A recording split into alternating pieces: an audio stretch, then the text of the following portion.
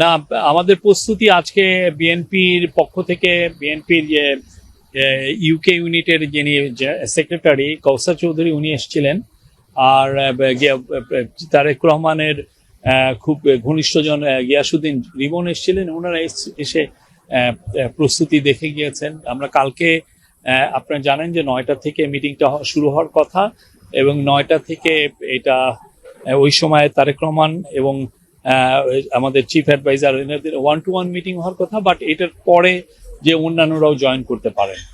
আর এই মিটিং এর পরে 11টার দিকে আমরা একটা প্রেস কনফারেন্স করব, সেখানে মিটিং এর আউটকামটা জানানো হবে। এই বিষয়টা এটা আমাদের এম্বাসি দেখছে। আপনারা যদি এম্বাসির সাথে কথাবার্তা বলেন, তারা এই বিষয়টা দেখছে। আপনারা জানেন যে এখানে যেটা হয়েছে যে পুরো ব্রিটিশ পার্লামেন্ট ওই স্পেন্ডিং রিভিউ করছে। আপনারা তো স্পেন্ডিং রিভিউ সম্পর্কে অবগত।